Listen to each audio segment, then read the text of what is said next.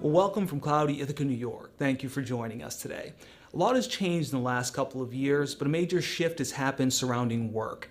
Many people have swapped driving to work for walking up or down the stairs or down the hall. We're talking hybrid work models, navigating new challenges and opportunities.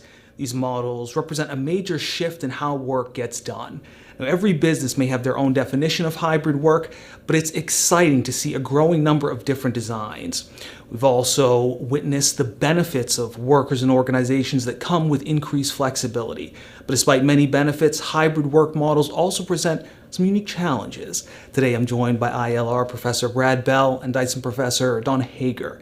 Some questions we'll be answering for you include, what are some strategies for navigating these new work models? How a hybrid work model approach can be adjusted by leadership, and how we should manage group culture and productivity when some are remote and others are in the office. But first, we want to hear a little bit from you, the audience. So scan the QR code on your screen. We'll be asking you a series of poll questions to help us kind of tailor our conversation.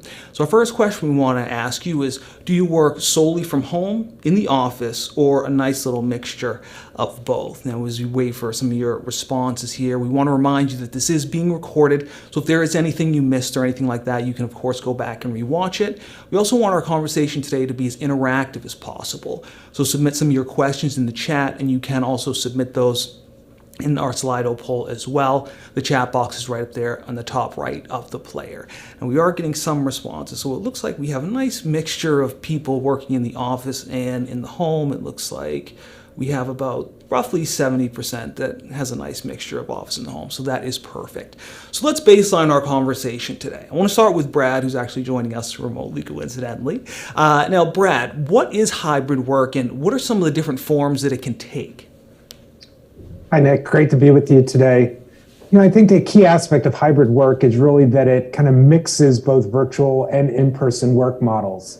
This is really what makes it different than more traditional in-office work, as well as kind of purely virtual work, is that it really blends these two work styles. Now, that being said, there are, as you mentioned, many different types of hybrid work and can take many different types of configurations. Although it seems like a lot of organizations are converging on kind of two main models. The first being the role-specific model, in which individuals are assigned to a particular type of work arrangement based on their role and the type of work tasks that they do. So the goal in this type of model is really to think about, given the type of work, the tasks, the type of interactions that a person needs in their day-to-day, what type of work model fits best? That might be purely virtual, it might be purely in the office, or it might be some mix of those. The second type of model is the split schedule model, in which all individuals have some mixture of in-person and virtual work. And here, that can be defined by the organization or managers, for example, saying we're going to have a 3-2 model where employees are in the office 3 days and work from home 2 days. Or some organizations are leaving that more to the discretion of the employees themselves. I think what's really important to understand about these different models is that they have advantages and disadvantages. There's not one single perfect model. Take the role-specific model, for example. The benefit of that model is that it really allows us to tailor the work arrangement to the individual. Really thinking through, where does this person need to be to do their best work? And that allows us to really provide a very individualized type of work experience for each employee. Now, what's the downside of that model? The downside is that you could end up in a unit or a team with individuals working across a variety of different work models. Again, some people might be purely virtual, some people might be entirely in the office, and some people might be doing that blended hybrid approach. This can create challenges in terms of, are we treating all those employees the same? Are there perceptions of unfairness because maybe I don't seem to be getting the same attention or the same assignments as my coworkers that are maybe in the office more? So these present real challenges for both managers and employees to work through. And, I think we'll see some of these themes later in today's presentation, but this raises a host of the challenges that you mentioned earlier around things like, how do we make sure that we blend these different work models to sustain our culture and productivity in our organizations? How do we make sure that employees don't get siloed into subgroups based on their work models, that we don't get these factions of the remote versus the in-office employees? And finally, leaders really have to adjust their styles and be very conscious about the differences that exist across employees in these work models. And as I mentioned just a second ago, make sure that they treat all those employees the same and create a level playing field across these different types of work arrangements. And just as a quick follow-up, I want to ask you, Brad, and then I'm going to ask you, Donna, the same question. Is the hybrid work model a new concept, or has this been around for a little bit longer than we may have thought of before? I would say it's a combination of both, Nick, in the sense that it's not entirely new. For years, we've had, for example, mixed teams, where you might have a team that has a group of individuals that's maybe co-located in the office, but maybe also has some virtual members that are working from other sites that might be at home or geographically dispersed locations. I would also say that telecommuting has for years been a kind of form of hybrid work. The full-time telecommuter is actually, or was, quite rare. The more common scenario was that employees, again, worked at home 3, sometimes 4 days a week, but also worked in the office several days a week. So that, in a sense, is also a form of hybrid.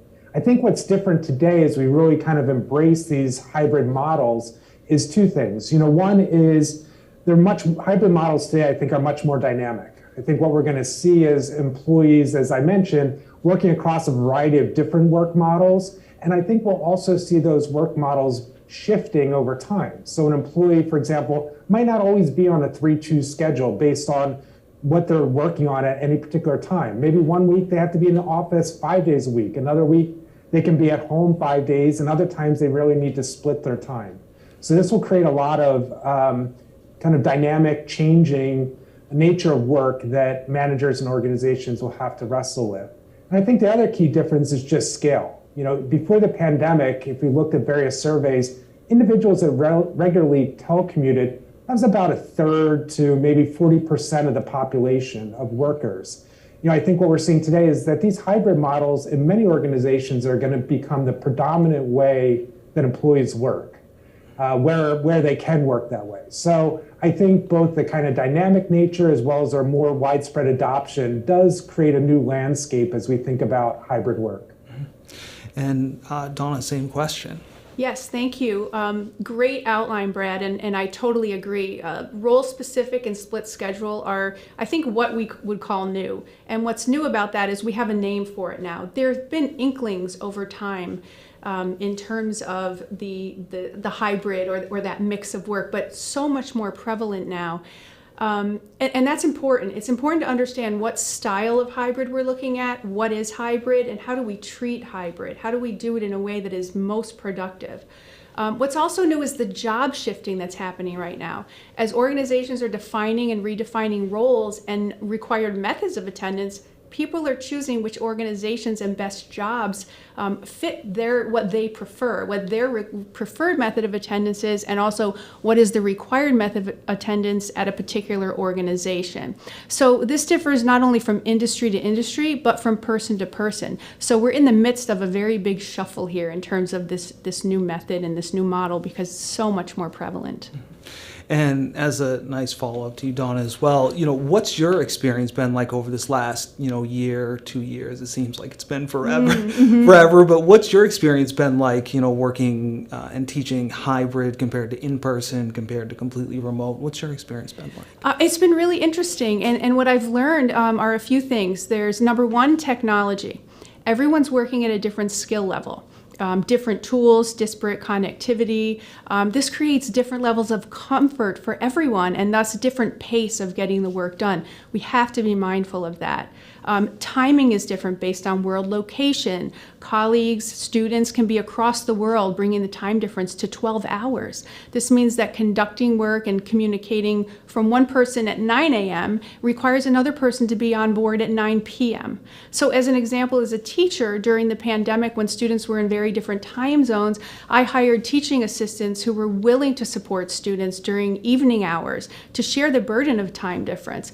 This allowed students who do the work in the morning, the students who were willing to support students in the evening could help those students who were 12 hours away to actually do some work in the morning versus always being forced to work at night, and vice versa. So having the right technology, getting the work done, and then staying connected with the colleagues and the students is really kind of a trifecta challenge for hybrid work.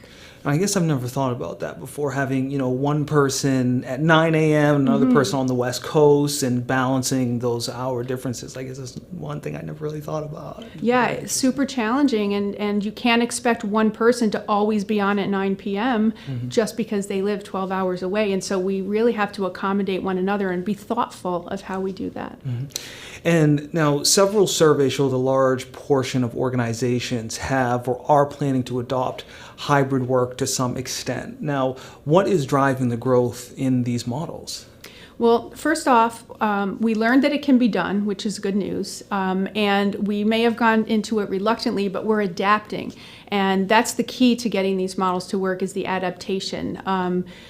There's major value add to making sure that we're remaining productive, but that we're also focusing on the culture. So, for instance, in terms of organization and leadership, we learned that the switch to remote work helped us to kind of dispel a number of long-term standing myths, such as employees can't be productive when working virtually. This helped us and many organizations and leaders to kind of open up to alternative ways of working.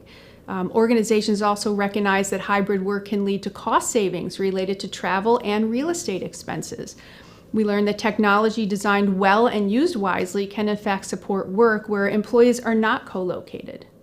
In terms of employees, similarly, many employees got their first taste of remote work during the pandemic, some on a major learning curve, and experienced the autonomy and the flexibility that can offer. From just the results of the survey indicate that some people were like, I didn't think I would like that, but you know what? This is kind of cool. So there's this flexibility now in terms of the balance. So the result is that while most employees still want to spend time working on site, they also want more flexibility, more than they had prior to the pandemic. So go ahead. No, I was listening intently, and I'm sure we have some managers on call now. I want to ask you, Donna, how should management approach working from a hybrid model or working in a hybrid meeting? How should they approach that with some employees maybe in the office, some at home, and a mix? I think it's really important to focus on both the productivity, right, because that's never going away. The whole point is that we're doing our jobs to be a productive organization, but we do also need to make sure that there is high emphasis now on the culture. And what I mean by this is that we need to not just be task focused. Since we're applying a model where employees are not co-located, the challenge will be to nurture a strong hybrid work culture. Easy to get wrapped up in getting the work done and become taskmasters at what we're doing, but we can't forget about how people are interacting. How do we bring them all together? That's not doing that is kind of a recipe for a failed hybrid work group. So there's lots of examples that I can share, but basically for work groups to be successful, they need to meet only, they can't only focus on the task, but getting the work done, but also the relationships, create that inclusivity, satisfying experiences for everyone who's involved.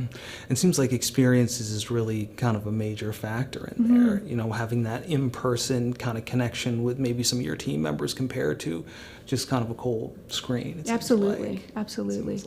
And now, Brad, I want to kind of loop you in here. We saw a large amount of people quitting their jobs and changing careers, of course, during the pandemic, the Great Resignation, all that. I want to know, does the hybrid model change hiring practices with some people not wanting to work exactly in the office or not wanting to work entirely in the office? I think certainly, Nick, that the turbulence that we've seen in the talent market has further stimulated some of these trends that we're talking about today. As an example, we did some research here through our Center for Advanced Human Resource Studies in late 2020, early 21 on remote work and asked companies, where do you think you'll be when the pandemic ends? And at that time, about 35% of the companies that we talked to said, as soon as the pandemic's done, they're going back to the way work was done previously. What then happened, and you alluded to, is then we had the Great Resignation. We had a lot of employees, as Don also mentioned, shifting jobs and moving jobs. And I think that really forced those companies that said, we're just going to go back to the way it was before, to really rethink that, because employees want and expect flexibility. And if companies aren't going to offer that, I think employees, particularly in today's talent market where unemployment remains really low, they have a lot of choices. And so they'll go to companies that will offer those types of benefits to them, particularly if other competitors in your own industry are offering those types of benefits. So, we're seeing this a lot in the tech industry where you have, some companies saying, we're staying fully remote, others saying we're bringing people back in the office. I think it's really kind of creating this competitive talent market, and it'll be interesting to see how that plays out. I think what also will be really interesting to see is, what happens if these predictions about, a potential recession or at least a slowdown in the economy happen. We've already seen some employers, large employers, signaling that they're starting to pull back on hiring, they're freezing hiring. We're even seeing some companies starting to engage in some layoffs. If that happens, what will be the implications for these flexible work practices? Will companies say, well, now we have the upper hand and we're going to go back to the way it was? Or will, to Donna's point, will there be enough momentum? We've figured this out. We can see that we can be productive. And will we continue down that path? Personally, I'm really interested to see how this plays out over the next year or two, depending on some of these market forces and the impact that they have. Mm-hmm. And I have another poll question, but I just actually got a really, really great audience question from Mr. Kumar. Mr. Kumar asks, I work remotely with my team. What sort of exercises can we do to engage team members more? And maybe, Brad, you can take us off, and then Donna, I'll ask you the same question. Yeah, I would start with the point that Donna raised around, culture, and your point too, Nick, that a lot of it is about the experience of connecting with your coworkers. When we're in the office, that happens naturally. That happens informally. We have a meeting, people walk into the conference room, we sit down, we chit chat with people before the meeting starts. There's that natural kind of relationship building that just occurs. Or we run into someone in the hallway or by the water cooler. That doesn't happen in remote work. And in fact, to Donna's point, research shows that virtual and remote teams are much more likely to just dive right into the task-based components and focus very little attention on those social components. So what I've seen organizations and teams do is really take time to engage in those kind of social interactions. Spend some time at the beginning of a meeting, just some unstructured time for people to share whatever they want.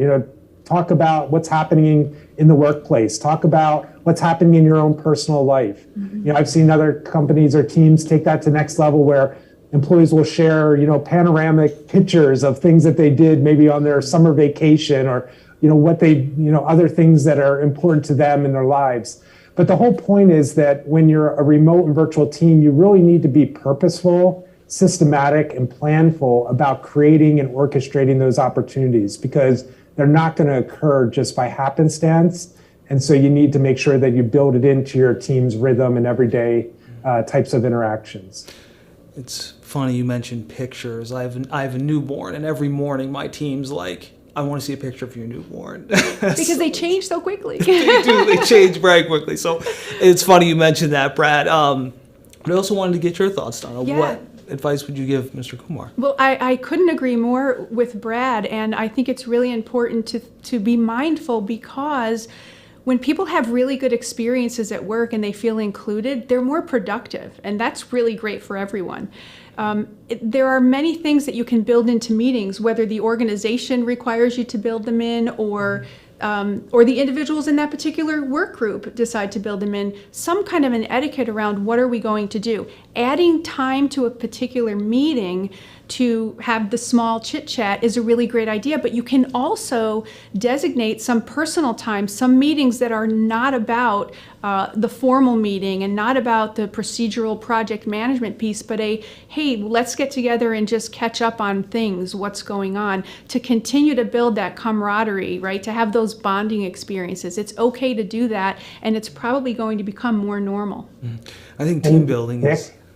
Maybe if I could just add one more thing, because I think we're talking about the kind of relationship building. Mm-hmm. I think the other piece of the question was around engaging the team. And I think What's also very important in virtual settings is that as a leader, team leader, that you really be careful about making sure that everybody has an opportunity to engage, participate, and have voice in meetings. That's very easy. It's very easy in virtual settings for people to drop into the background, turn their camera off or just simply sit there quietly, and to have the few loud voices in the room really dominate that discussion. Certainly that can happen in person too, but there's more kind of nonverbal cues. People start squiggling in their chair, maybe kind of, acting disinterested or, looking at the person side eye, giving them signals that, hey, it's time for you to, cede the floor to someone else.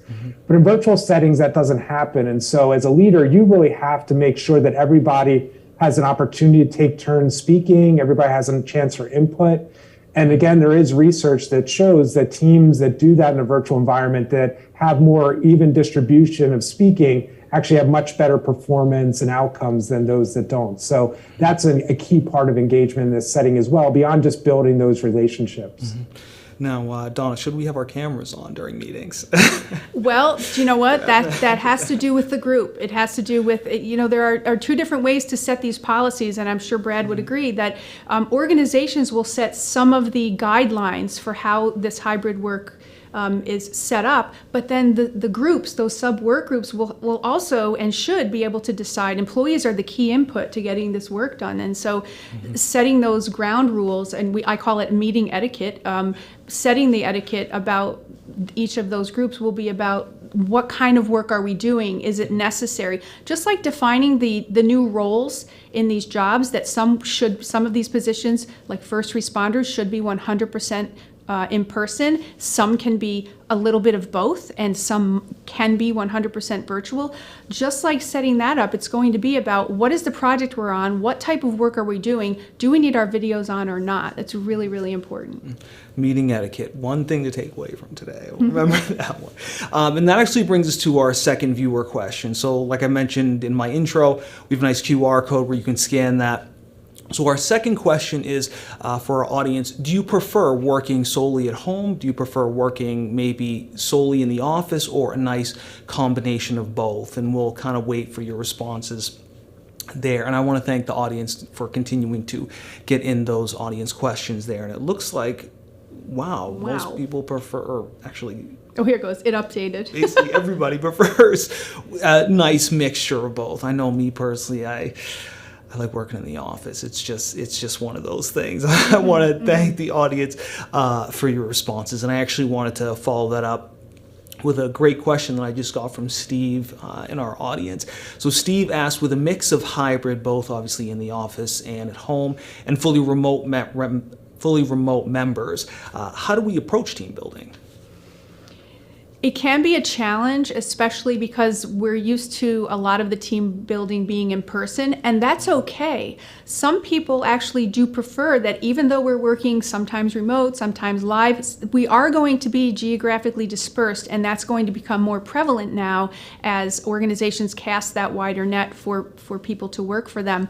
But it's okay for organizations to set up a once-a-year gathering that's physical, or set up some team building online. I've actually conducted with students a really fun exercise that allows me to send each student a little bit of information, and then they have to verbally communicate with one another the information they have to solve a problem, and they're not allowed to text or chat or anything. It's just a verbal exercise, but they have a lot of fun with it, and they learn a lot about one another. So it's okay to use some of the traditional team building exercises, but apply them or adapt them to online. But yeah, those exercises are necessary so that we can kind of breed those strong relationships. Not being able to text, I'm thinking about the generation coming up. I'm sure that must be difficult for them to not be able to text. And I want to ask Brad this next question. So Brad, do we have an idea of percentage of the workforce that prefers working from home or remote compared to a mix of both? I know our audience mostly works roughly hybrid, so a little mix of both. But do we have a broader percentage of maybe the larger workforce? Yeah, I think the surveys I've seen, Nick, really reflect the results that you just got through the poll, which is, majority of employees indicate or signal that they prefer a mix. They want flexibility. They want actually more flexibility than they probably had pre-pandemic, if they had any. And that's really the desire. The number of employees that want purely remote or fully in the office is more in the minority. These surveys are a bit tricky because I've seen numbers all over the place. They've also changed quite a bit as we've looked at them over the last 2 years. I think early in the pandemic, employees were first kind of figuring it out. There was a lot of kind of bumps in the road. So the number of people saying they wanted remote or hybrid was a bit lower. Then a bit into the pandemic, I think people figured it out and were like, oh, this isn't so bad. And in fact, I don't have to commute in the office. There's all these ancillary benefits. So we saw the desire for that go up. And then as people were 2 years into it and, lacking the social contact, we saw it, come back down a bit. So I think any of these surveys, it's less about the precise numbers and percentages, but it's more about where do we see the general trends? And the general trend is certainly that a majority of employees, but not all employees, want that flexibility. They want that opportunity to work in the office when it makes sense, but also work at home to reap some of those benefits. And just as a quick follow-up, I'm interested to know if there's a difference between generations. So do, older folks who may not be so tech savvy, do they like to work completely in the office? Or do younger generations who may be more tech savvy, do they like working remotely? Is there any type of research regarding the difference in generations and age? I haven't seen a lot of research yet on this, Nick. I'll just tell you anecdotally, talking to a number of organizations that have been kind of navigating return to work and return to office, and what they've seen that the kind of younger generation as well as more senior employees prefer more in-office work. Why would that be? Well, for the younger generation, they're starting their careers. They want that, interaction with their coworkers. They want that social contact, but they also realize, probably not mistakenly, that FaceTime is probably good, right? It's probably going to help me in my career. And there is research to support that the more employees work virtually, it can have some negative career implications. That's something that organizations really have to watch out for. More senior employees, it's probably what they're familiar with. It's what they're most comfortable with. The population that I've heard really most values flexibility and hybrid remote work is kind of mid-career employees. And that's likely because they're the ones with the most kind of non-work responsibilities, childcare, elder care, other things that, really that flexibility really helps them better manage. Mm-hmm. But I'll add to that too. I think it's important as we look at any of these trends, or if research at some point shows that there are generational differences, that's on the average. We need to recognize that every employee, regardless of what age they are, what generation they are, is going to have their own needs, their own preferences, their own work styles. So we need to be careful as organizations and managers not to say, oh, this employee is in the 20 to 35 category, so of course they'll want to be in the office full time. Maybe they don't for a variety of different reasons. And that's really the value of understanding your employees' needs and desires and preferences and trying as much as possible within boundaries to tailor to that. If I could add to that, so I do quite a bit of research on generations and how they leverage technology, and so we're really ripe now to start gathering information. I would answer that question by saying too soon to tell. We can't wait to find this out, but also it's important to know that even in the research that I've done in terms of what generation uses what technology to solve what problem at work, because not only are, let's just use millennials and boomers as an example. Millennials use different tools than boomers do, and if they do use the same tool, they're usually solving a different problem with the same tool. And so that's important because ultimately at the end of the day, what we find is that how we prefer the hybrid work is going to be all about autonomy, right? And you can see that from people choosing whether they work with, the flexible, I want to be in work sometimes and I want to be remote sometimes. That is all about flexibility and autonomy. People who are satisfied with their work, satisfied with the autonomy and the flexibility they're given with their work, they have a higher level of work-life satisfaction. And that's because they feel that they are more in control of what they're doing in their job, and they have that flexibility to also tend to their personal life when they need to. That's going to make all the difference. And just as a quick follow-up, Donna, wanted to ask you, so clearly hybrid work can offer benefits to both organizations and employees, but what about some of the challenges? What do we need to watch out for as we transition to more of a hybrid model that we may not have seen before the pandemic? Well, going back to something that Brad said earlier, I think that when we talk about team building, we know that in the team building exercises, we're told, always be sure you bring people in. If you're in a room and you're in a meeting and someone hasn't said much, ask them, right? Ask them what their opinion is.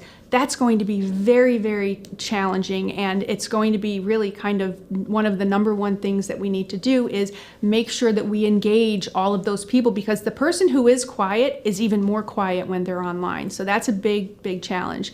Other things that are going to be challenges are making sure that we have the cohesiveness, because the cohesiveness is what raises people's work-life satisfaction, their job satisfaction, and what that does is that raises their productivity and their happiness in their job. Why do we care? Because it lowers turnover. People stay in their jobs. That lowers costs for organizations, which makes organizations more profitable. So there will be a lot of challenges around, again, productivity, staying coordinated with the work, but also the relationships and keeping that collaboration going. And do we know the effect that hybrid work maybe has on kind of someone's personality? So like you mentioned before, if someone's really quiet, do we know if maybe working hybrid makes them more quiet, or makes maybe somebody that's more boisterous maybe more boisterous? Well, there are a lot of studies on that, and I think that really we get kind of mixed answers in terms of those. So I think it's too soon to tell again where all of these things land, but very ripe for research, and I know Brad and I are both excited about that. Mm-hmm. And we actually just got a great question in from Maria, and Maria, thank you for your question. She asked, do you have any recommendations to manage workload in hybrid world? I see that it's still a recurrent issue. So I guess managing workloads. Me or Brad? Me? We'll go to you first. Okay, so managing workload in hybrid, that's all about the coordination as well, and it is really, really important. It's very easy for those who are virtual to sort of be tasked 24/7 with getting things done because they're not in the office, and that's sort of a stigma, and it's unfair, and we need to work our way through that. It's going to be those project management tools, those tools that list accountability and who is working on what. So when we talk about coordination, it's about who has been assigned what work, is that work getting done, and really the manager's position will be to determine, is this too much work or too little work. It'll also be important for people, right, to share whether they feel they're burning out or not. So again, communication is going to be key. And I have another great question that just came in from audience member Steve. So Steve asks, are we seeing if employees are more productive remotely or in the office? Maybe Brad, you can answer this one, and then we'll go over to Donna. Yeah, I'll say, based on research, Nick, the research suggests that there's maybe a small productivity gain actually when employees are working remotely. I think the big kind of contingency there is that remote work is a fit for that person's job, right? That they can easily do their tasks remotely, and that there's not inefficiencies or barriers created to doing that. If that's the case, if their work is a good fit for remote, and you take that employee, compare them working in an office to working at home, studies have shown there is a small productivity gain, usually in this range of somewhere between 5 and 10%. Why is that? Research has basically come to two main explanations. The first is, if you're working at home, you're less likely to call out sick. If you're a little bit under the weather one day where it might be a struggle to, do your daily commute and get up and get dressed and go in the office. But, if you just have to go downstairs or, to your private office and do your work and, in your own home, employees are less likely to call out sick if they're a bit under the weather. So there's a bit of a productivity gain just based on absenteeism and things like that. And second is just interruptions. When employees are working from home, they're less likely to be interrupted for a variety of reasons. and that allows them to focus more time on tasks, which again leads to small productivity, gains. But again, I would say that big caveat is the type of work, because I think you could look on the flip side. A lot of these studies have been with people such as call center jobs, other things like that, which are very kind of individual contributor jobs. If you take someone that's working in a very collaborative environment, working on innovation, creativity, where their work product is really a function of working closely with others, then there might be inefficiencies created by having to go remote and do all of that virtually as opposed to in the office. So again, I don't think there's one model that's always going to lead to more or less productivity. It's going to be the match between the job and the work model itself. Interesting. And I actually just got another great question from Caroline. Maybe you can help us answer this one, Donna. So Caroline asked, is there any thoughts on salaries for employees in different parts of the country, i.e. a New York City-based company with an employee in a rural area? Should the pay be based on the home company or the location of the employee? That is a great question, and I'm here to tell you that there are organizations across the country that are actually creating pay scales based on geographic location and cost of living. So that is happening. And it is in fact true that if someone works for a company and moves from one geolocation to another geolocation, their income can actually be adjusted up or down depending on where they're living and what the cost of living is. So that is happening in some companies, and it's very possible that that could become more prevalent as we move forward with this. And I'll just build on that, noting that on the flip side, there are companies that are saying, for example, many companies in Silicon Valley where employees have exited that area, which we know is a very high cost of living area, have said, we're going to pay employees their same salary as they were when they were living here, even if they've relocated to a less expensive market. And so I think what we're seeing is companies all over the map on this one, still really trying to figure out what to pay people at a time when they're struggling with other compensation and total rewards issues around inflation and other things. It's really a very challenging compensation landscape. And this is, this relocation piece is just one of the many factors that companies are wrestling with as they try to get this under control.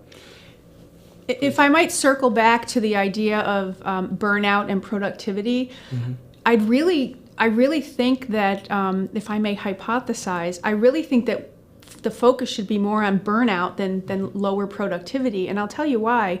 In my experience, people who are working from home, because they don't have to get in the car and leave, they don't actually leave their office. They do tend to work more hours, and they do tend to default to, I have a free moment, I'm going to get back on my computer. And so the productivity has gone up slightly, as Brad said, but I think what's important to note is it's possible that burnout could go up. And so we have to really keep an eye on both of those. And are there ways that we can avoid that? I know we're, obviously home and our office is right next to us, or maybe even right next to our bed. Are there ways we can kind of avoid this? Well, I think it's important to set policies, but also to remind, right? There's a lot of well-being reminders that we can send to our employees to say, be sure you take time for yourself. And there are organizations that are giving Friday afternoons off and things like that. And so, yeah, it's a matter of reminding our employees that we value them, but we also want them to take time for themselves because that's at the end of the day, in the long run, you're going to get more from your employee. And we spoke a little bit about culture early on in our conversation, but Rupert actually asked, we just got a question in from him, so he asked, how do you cultivate empathy in a remote environment? That's challenging, and it's something that we really need to focus on.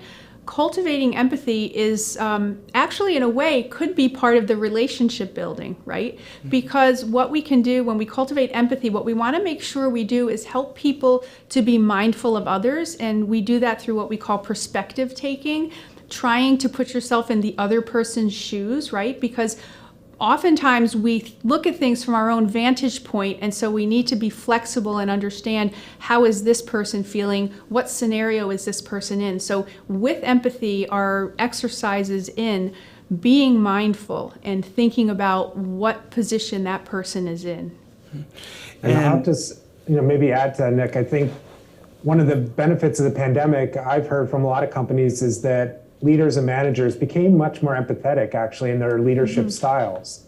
I think they, for a variety of reasons. One, they recognized that everybody was in this mess together. We're all navigating it together.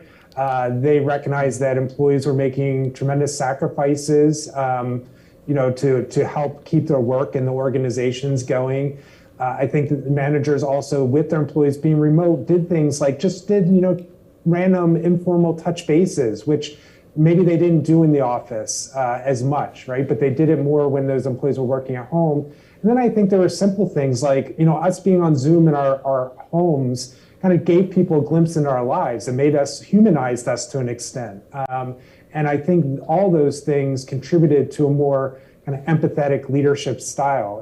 And I'm hoping that some of those behaviors and patterns will continue even when we're, kind of beyond this and back to a quote unquote more, normal, working pattern. It's interesting. One thing I never thought about was my background. I never had to think about that before. But now with, me zooming into meetings now, I got to think like, okay, is this book right? Is this picture right? So I know what you both mean. And I actually just got a really interesting question from Edward, and I want to hear your thoughts first, Brad, and then we'll go to you, Donna. So Edward asks, what's your take on Goldman Sachs mandating a complete return to the office? I think, one sector where we're seeing that quite a bit is indeed financial services. I mean, they're not the only ones. So we've seen Goldman do it. JP Morgan Chase has done that to an extent. I think companies like Bloomberg have. There's some outliers as well. Like I think Citi has allowed more of a kind of a hybrid or remote policy. So again, I think, as I mentioned earlier, as a company and an organization, I think we have to look at what are other companies in our industry doing. I think that's going to be a key driver of where companies land on this, again, because they're largely competing for the same talent. I haven't dived deep into their rationale for doing that. I'm sure they believe that that's important to their productivity, to serving clients, to driving innovation in their products and services. So maybe there's a strong kind of work-based, task-based rationale to do that. But again, I think it's easier in some sectors like financial services as opposed to others like tech, which has embraced remote and hybrid work to a much larger extent because they won't face the kind of competitive pressures to maybe offer that to employees. Right. What do you think of that, Donna? Well, every organization is going to take a stand on where they live, where they are on whether we're hybrid or whether we're fully virtual or whether we're fully in person. And that's okay. All companies are going to redefine themselves or remind everyone where they stand. And when they do this, this is where the job shift comes in. This is where now people will decide, do I agree with this? Is this the environment I wish to work in? Then I will stay or I will apply to Goldman Sachs. And for those people who that is not a good model for them and they would like a different method of attendance, they may decide to apply to another company that has a little bit different model. And so this is going to be happening probably for years to come. And that's really a normal progression. And I have one last poll question that I want to get to, and I want to make sure the audience has a chance to answer this. So my very last poll question is, I want to know from the audience, what do you prefer and what do you find yourself to be most productive at? Is it at home or in the office, or maybe kind of a nice mix of both? So it seems like you mentioned, Brad, a lot of people actually find themselves more productive at home. Actually, roughly about 70% find themselves more productive at home. So that's always good to hear. And an interesting question I just thought of, and maybe Donna, you can help me answer this, is do employees or can employees feel more empowered now that they have a choice of, picking a company where maybe this company is doing a hybrid model compared to, a Goldman Sachs who's doing completely in the office? Do employees feel more empowered now? Well, they should feel more empowered because they actually are, because they're going to seek autonomy. They're going to seek that which is most comfortable and productive for themselves personally and individually. And so, yes, being able to work in an organization or choose the organization that they work for is going to make them happy.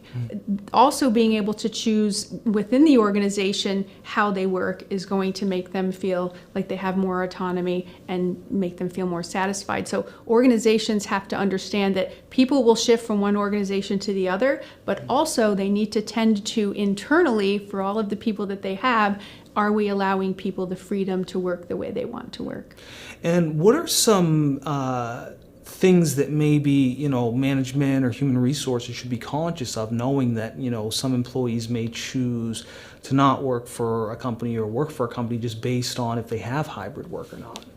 I think eventually what we're going to find is that, for instance, organizations like Goldman Sachs that would like everyone to be 100% in the building, you'll notice from the surveys that 2/3 of people prefer a little bit of both.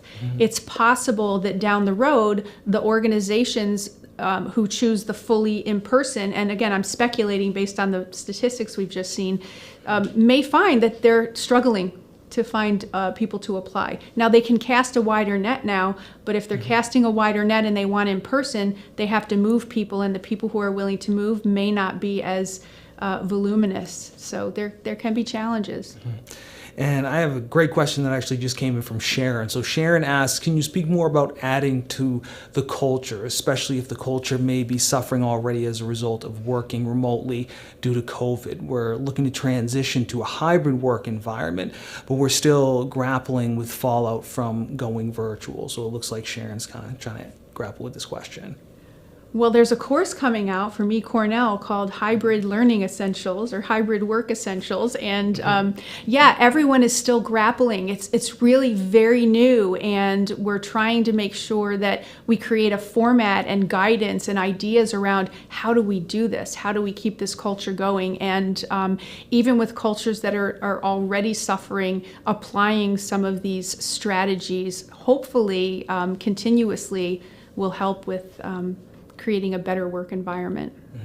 And I actually just thought of a really interesting question. Maybe Brad, you can answer this one, and then I'll follow up with you, Donna. Is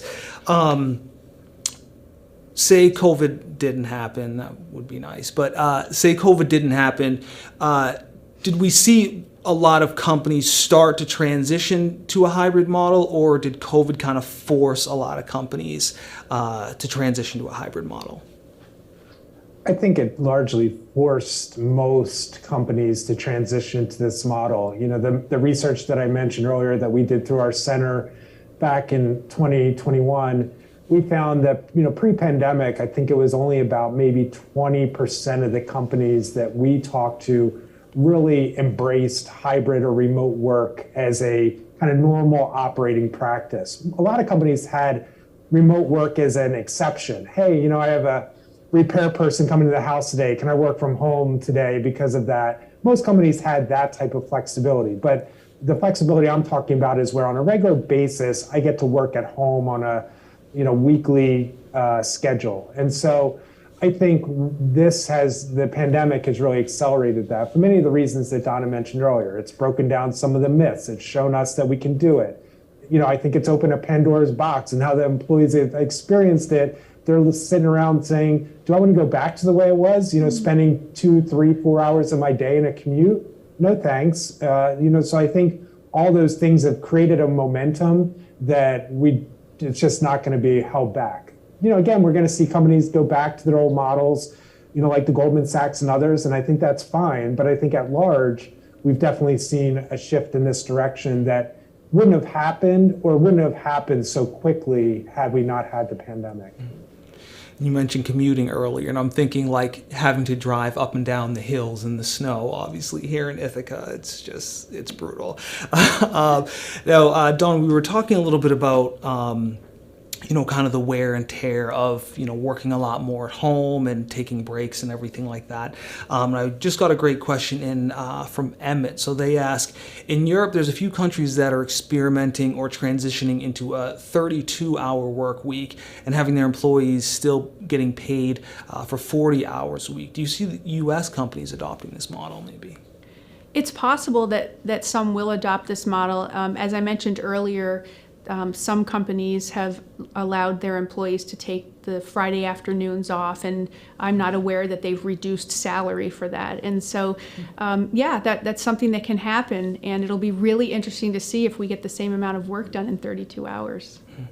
And as a great follow-up, Mary actually asks, what are the risks of digital overload? How can we set guidelines to avoid digital fatigues and with email, Slack, phones, all that stuff? How can we set some kind of digital guidelines? That's a great question, and one of the things that I always tell people is it's really important for organizations to remember not to adopt too many tools at once, because what happens is there's a fatigue associated with learning and using all of these different technologies. So there's diminishing returns in trying to stay connected as well. Most importantly are the standard rules, which are turn things off, give yourself a break, right? Turn your email off except for a certain part of the day. Give yourself some quiet time. If it is your lunchtime, turn everything off. These are also etiquette guidelines that you can set up within your group.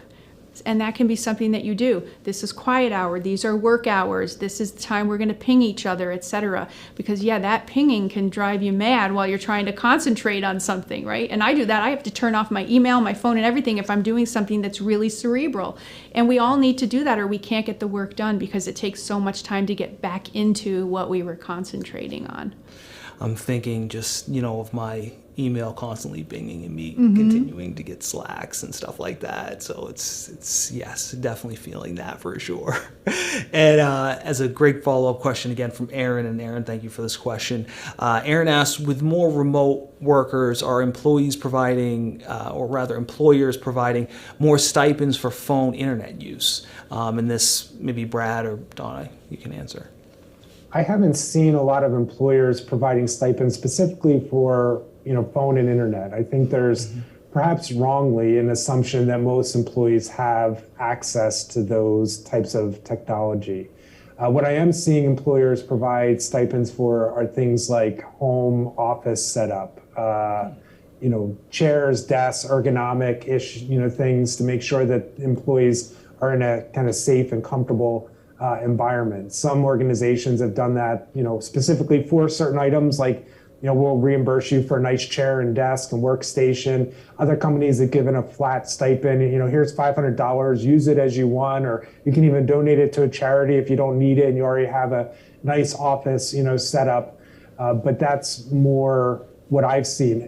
We did research on telecommuting going back even a decade, and even then, when mobile phones and smartphones were becoming more prevalent, even then most companies were getting rid of stipends for their smartphones and internet, because they just assumed, again, employees are going to have these things already. But I think Donna raised earlier, we can't always assume that. And there might be some employees that do need special technology to make sure that they do have the connectivity they need. Maybe they're in a rural area where they really need satellite or something else that goes beyond just the normal. And I think we need to be willing to make exceptions so that all of our employees have the proper technology to do their jobs. If you go back to some of the conversations we've been having, and we've talked about that each industry is different, and I keep thinking to myself, IT industry is different. And it's true that when we ask questions like, were we ever remote before? Were there ever these arrangements before? I think IT departments and IT companies are a little bit ahead of us in terms of this, because they have been doing it, and those are companies that are more likely to provide an Apple, iPhone, so that it's easier to connect, etc. But again, it's a bigger learning curve and a bigger adjustment for organizations who really haven't done that in the past. And I actually just got another great question from our audience member. Thank you so much for this. They asked, what's your advice on treating two team members equally in terms of flexibility? If one of them is experienced enough and can work from home compared to maybe a new team member who will benefit from kind of working in the office and having that kind of hands-on experience? Yeah, orientation programs are starting to build in that requirement to be in person. There's a lot of mentoring that happens in person, right? And we don't want to lose that. So again, that's one of those things that's an organizational policy issue, and organizations can decide that the mentoring that's required and the training that's required will involve some of that in-person work. That's not out of the question, and it's not unheard of. I've heard of that being added to some of the formats. And I would just add to that, Nick, that I think a big piece of it is transparency. Mm-hmm. You know, when I mentioned earlier, creating a level playing field, I don't think that's about treating everybody equal, because people aren't equal. You know, as we just talked about, you know, maybe new employees need more in-office time for socialization and mentoring. I think it's more about, you know, what a level playing field means is it's more about equity. We're treating employees equitably. We're making decisions based on consistent standard criteria. So I think employees understand if there's set guidelines around, here's the factors that we use to make decisions about employees' work models, and that's transparent and clear to employees, I think they'll appreciate that there's going to be differences. I've seen organizations often do that based on 3 factors. You know, how good of a fit is your job to a particular work model? What effect is this work model going to have on your team as a whole? And what effect is it going to have on the organization? Going back to Donna's point about things like real estate costs and other things, or maybe risks on the kind of more negative side. And, you know, really kind of objectively evaluating those factors, and then on that making a determination about what model an employee should be in, and communicating that decision and the rationale to of that decision to the employee. I think that can prevent a lot of issues around unfairness, as opposed to if employees just think these are ad hoc, or if they think they're being made on favoritism and other factors, that's where you're going to find problems really emerging. And Donna, we talked a little bit about, you know, having students, you know, dial in from different, you know, area codes and things like that. But we just got a really interesting question from Rupa, who asked, can someone talk a little bit about the international culture aspect of remote work and how that affects a team's culture? For instance, a Western culture versus an Asian, Middle Eastern, or African culture, and not just specific time zones. That's also a great question. And again, that goes to inclusivity, right? And so part of the relationship building is going to be about that inclusivity. It's going to be about the awareness and the openness and the understanding. All of the things that we've done in the past to build relationships, we have to now magnify all of our efforts that have to do with inclusivity, understanding each other's cultures, time zones, locations, how we work, what our circumstances are. Another really important one. Some people have children, some people don't. Other people have someone they're taking care of behind the scenes, that they're trying to get their job done, but someone in their life is ill and they're trying to work with that person. And so all of these circumstances, we have to be mindful of all of the differences, and that includes the cultural differences as well. And Brad, it sounded like you wanted to hop in here real quick. No, I think Donna captured it perfectly. And I think it goes back to our earlier points around engagement, because we know that there's cultural differences in things like speaking up, or, you know, the order in which people speak based on their authority or their position within organizations. And so we need to be very mindful of those cultural differences and make sure that we create that inclusive environment where everyone feels comfortable, everyone has an opportunity to speak up and engage in the team. And I want to kind of, you know, put a hat on you both for just a quick second, looking into the future. What do you see maybe 2 or 3 years from now as far as hybrid work goes, or maybe 4 or 5 years down the road? And let's start off with you, Brad. I think I'm just as excited to see it as everyone else. I think it will be certainly more prevalent than it, you know, is today or was, you know, obviously pre-pandemic. I do think that I question, I guess, whether all the wild predictions will come true. Because I think what you're going to see in some organizations is that they do adopt these models and they figure out for one reason or another that it's not a fit. It doesn't fit their culture. It doesn't fit their organization. Maybe their employees don't respond well to it. So I think we'll see some organizations probably expand it because they maybe adopt it in more of a pilot phase and they realize that it really works and it takes off. I think we'll see other organizations that really go full force into either remote or hybrid and maybe realize it wasn't a great fit and self-correct. And I think that's fine. I don't think, organizations should just put a stake in the ground today and say, this is what we're going to do. And, whatever happens, that's what we're going to do for the next 3 to 5 years. I think companies should be constantly monitoring this. They should be seeing how it's affecting productivity, how it's affecting employee engagement, and they should be making adjustments based on that feedback over time to find the right model and the right mix that's really going to work for them. And Donna, same. Yeah, I totally agree with Brad. It's pretty chaotic right now, right? We're all trying to figure this out, individuals, organizations.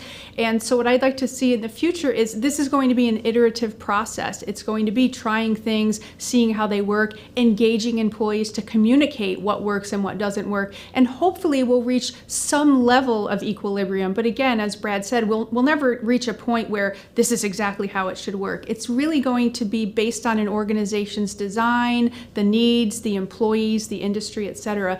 So I feel like right now it's pretty chaotic, but I think we will settle into a dull roar, I guess, and it'll be more comfortable. We'll know more, and I can't wait for all of the data. And I know I asked the audience, but I didn't ask you both. Dawn, I'll start with you. Do you prefer maybe teaching remotely, teaching hybrid, teaching in class? Which one do you prefer? I prefer a little bit of both as well.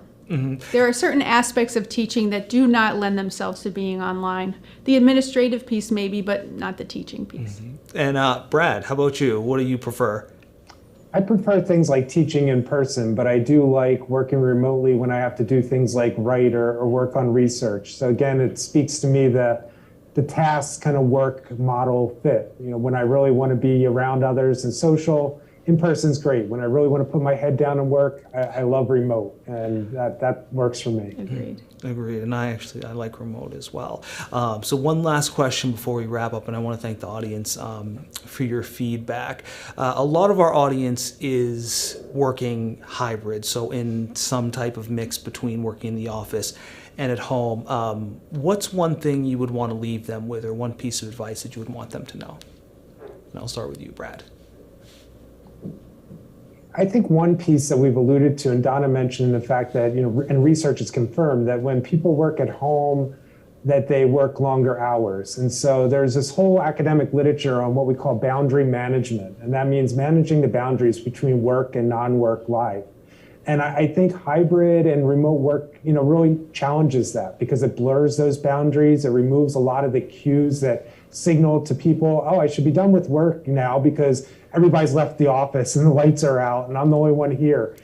So I think, to the burnout, because research has also shown that we've seen a lot of burnout over the last 2 years. So I think if you're a remote or hybrid worker, you really need to think about managing those boundaries and come up with strategies and tactics that work for you. I'll give you a simple one. There's, been a lot of, again, research on this. People that are what we call high segmenters really like to keep those boundaries very firm. They'll actually put their office keys and their home keys on separate key rings. So there's no intermingling of those domains, right? That's great. But that's symbolic, but to them, it's very important to keep those domains separate. And that works for some people, but it's really finding those ways to keep those domains segmented so you can easily transition from one to the other. And same thing, what advice would you give our audience? Definitely, boundary management is super important. And I think that what is going to rule the day is self-awareness. Just because you think you might want to be remote or virtual doesn't mean you're good at it. And so it's really important to be self-aware. How do I work best? Should I be physically present for this part of my job? Should I be virtual?